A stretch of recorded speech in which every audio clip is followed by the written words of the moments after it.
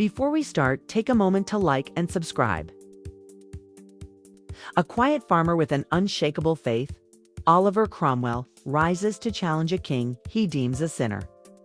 He promises a New England, a land of freedom and piety. But as his power grows, the man who fought for God's will becomes the very thing he despises, a cruel dictator. This is the story of how a righteous crusade turned into a reign of terror. Oliver Cromwell was born into a gentry family in 1599, living a quiet life as a landowner and a devout Puritan. This deep-seated religious conviction was the furnace from which Cromwell's ambition was forged. He believed England had become a land of sin under the rule of King Charles I, who was seen as a tyrant. He saw the king's perceived Catholic leanings and his high-handed rule as an affront to God, a direct threat to the Protestant faith he held so dear. When the First English Civil War erupted in 1642, Cromwell saw it not merely as a political conflict, but as a holy war between good and evil, with his side on the right side of God. He had no formal military training, but he was a natural leader and a master organizer. He formed his own troop of cavalry, the Ironsides, and broke from the traditional military practices of the time. Rather than relying on aristocratic titles, he promoted his men based on merit and, more importantly, on their religious piety. He instilled in them a strict code of discipline and religious fervor, banning the drinking and gambling that were common in other armies. Their effectiveness on the battlefield earned them a fearsome reputation.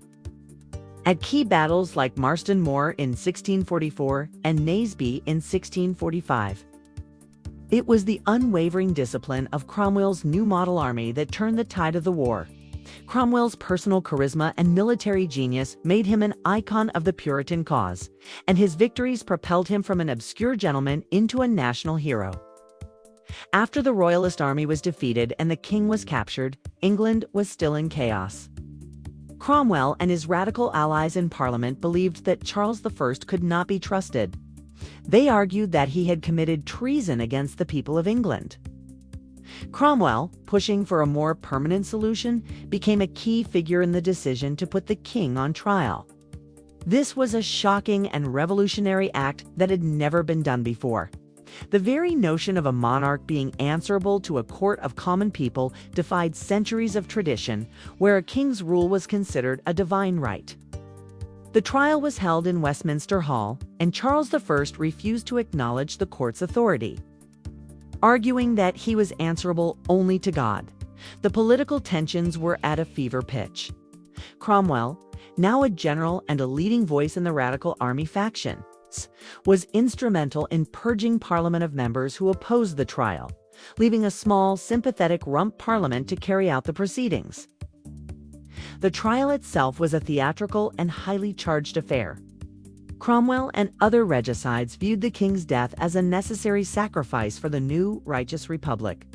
On January 30th, 1649, Charles was publicly beheaded outside the banqueting house in Whitehall, an act that abolished the monarchy and declared England a commonwealth.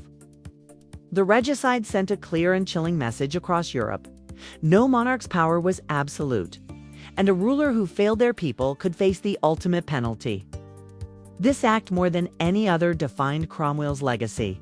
He was seen as both a revolutionary hero who championed the rights of the people and a terrifying tyrant who executed his enemies without mercy. The shockwave of this event would echo for decades, fundamentally changing the relationship between ruler and ruled in the Western world. With the king dead, Cromwell's focus shifted to Ireland. The Irish, who were Catholic and had sided with the Royalists, posed a threat to the new Commonwealth. In that same year, Cromwell launched a brutal military campaign to reassert English control. He believed his mission was a righteous punishment for their rebellion against God's will. To Cromwell, it was an act of necessary retribution against what he saw as Catholic idolatry and betrayal. His army was not just a military force, but a band of zealous Puritans. And they carried out his orders with a terrifying efficiency.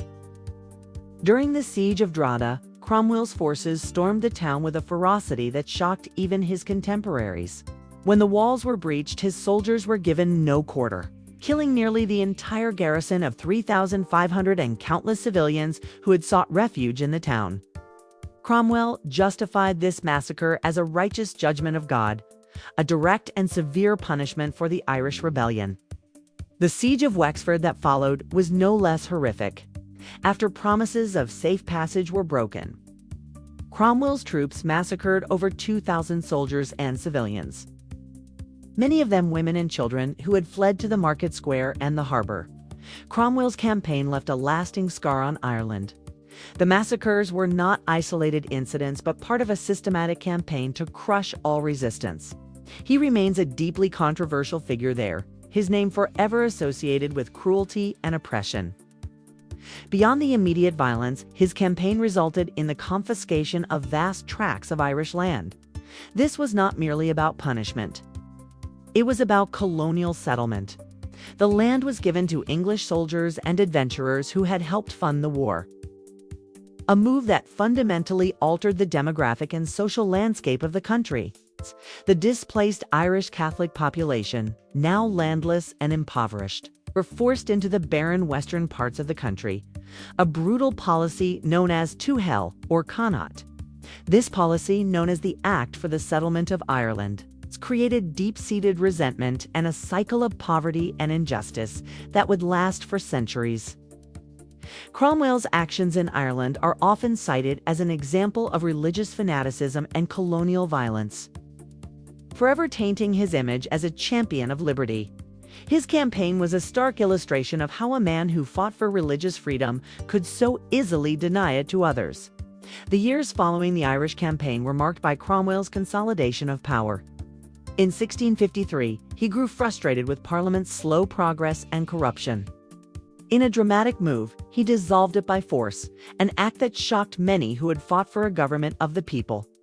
Cromwell then declared himself Lord Protector of the Commonwealth, effectively becoming a military dictator. He ruled with an iron fist, imposing strict Puritan laws across England. He banned theaters, music, sports, and even Christmas celebrations. His rule was a far cry from the liberty he had initially promised. He suppressed dissent and controlled every aspect of public life, demonstrating that a man who fought for freedom could become its greatest enemy. He established a network of military major generals to enforce his moral and religious codes throughout the country. This alienated both royalists and many of his former allies who had envisioned a more democratic future. This experiment in authoritarian rule was deeply unpopular and ultimately unsustainable, while Cromwell's rule brought a period of stability. His methods were a betrayal of the Republican ideals he had once championed.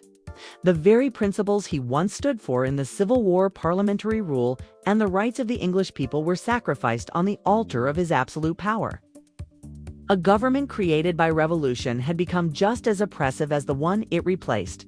His personal rule, maintained by the force of his army, was a stark lesson in the corrupting influence of unchecked authority, setting the stage for the inevitable return of the monarchy after his death.